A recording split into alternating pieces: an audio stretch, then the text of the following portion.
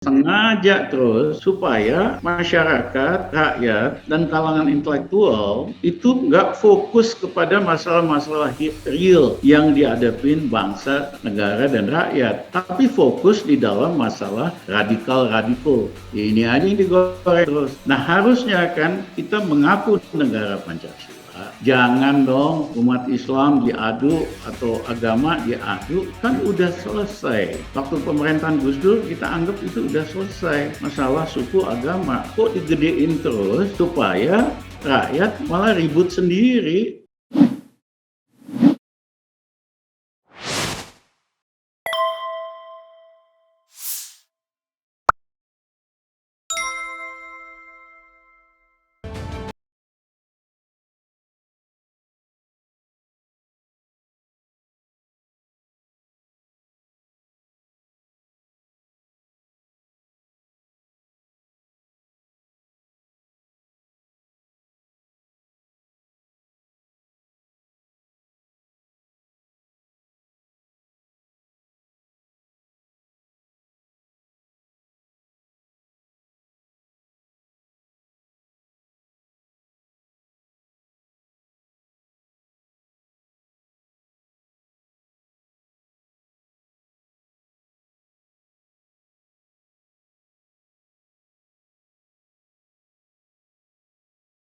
Bang Rizal, ada lagi soal politik terakhir ini yang ingin Bang Rizal share sebelum saya ingin sedikit tanya soal perkembangan ekonomi terakhir ya. Saya melihat dalam konteks yang lebih besar. Rejim ini sudah berada di tipping point. Tipping point itu apa? Itu adalah titik jungkal. Kayak kita main papan di ayunan, dua orang, ya kan? Nah, kalau nggak hati-hati, ini ngebalik tipping point, ngejungkel, ya. Dan saya khawatir ini akan terjadi. Kenapa? Satu, rakyat memang lagi susah banget, ya kan? Satu, digebuk tadi dengan kelangkaan dan kenaikan harga, digebuk dengan kenaikan tarif. Karena pemerintahnya nggak punya uang, ya, dan mengelola anggarannya ugal-ugalan. Kan gini, Refli, kayak rumah tangga aja lah, kalau penerimaan lagi kurang, maka pengeluaran kita kurangin juga dong. Ini pemerintah ini penerimaannya dari segi pajak kurang, hanya 8%, tax ratio-nya harusnya itu 13-15%. Ini tax ratio penerimaan pajak kurang, dia pengeluaran masih terus jor-joran, termasuk ibu kota baru yang itulah, ya kan? Nah, ini menunjukkan pengelolaan fiskal yang tidak bertanggung jawab.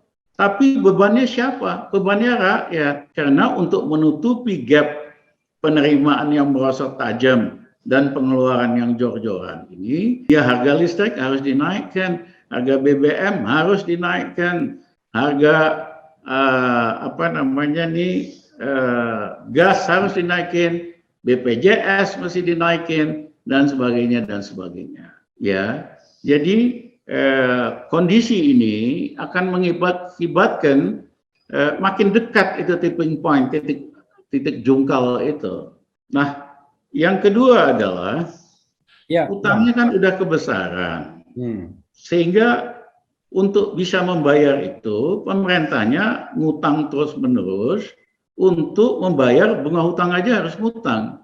Untuk itu dia mesti sedot likuiditas di dalam masyarakat, yaitu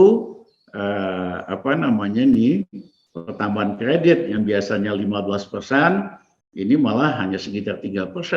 Artinya likuiditas di masyarakat disedot. Itulah yang bikin rakyat susah, bukan hanya karena COVID. Nah, sehingga golongan menengah biasanya udah banyak yang dia gadein asetnya, mobilnya.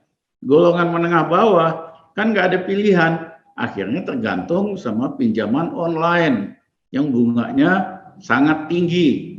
Dan ini proses pemiskinan struktural. Kenapa? Karena likuiditas yang ada disedot untuk nombokin bayar utang yang jor-joran ini.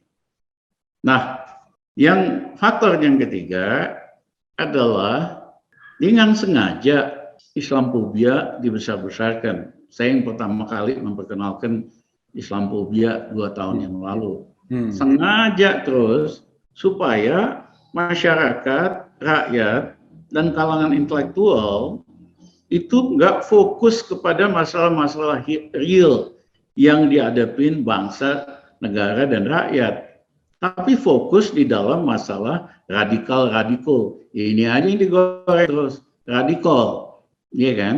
Nah, sebagai contoh, ada omongan Menteri Agama yang bikin marah, ada apa, ada aja setiap minggu, setiap 2 minggu, ya kan, isu supaya orang benci sama Islam ini digedein gitu loh.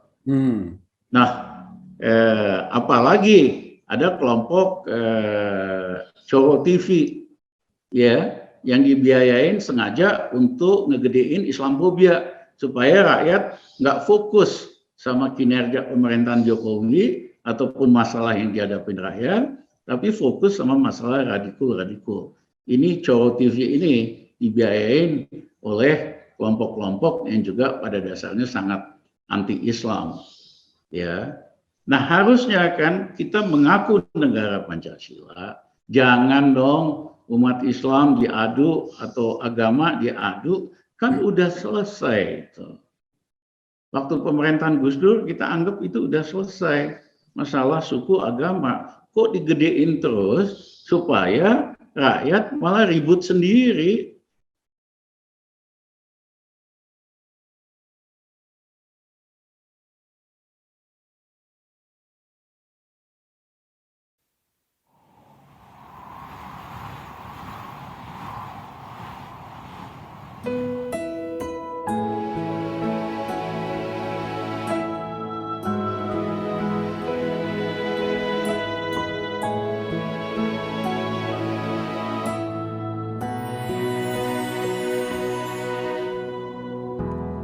Ketika matahari hanya di atas kepala, panas melelehkan padang yang luas, tak ada naungan, tapi engkau pemimpin adil. Tuhan memberi kabar gembira, setiap manusia adalah khalifah di muka bumi ini. Tapi engkau khalifah dari khalifah, kau dinaungi, kau diselamatkan.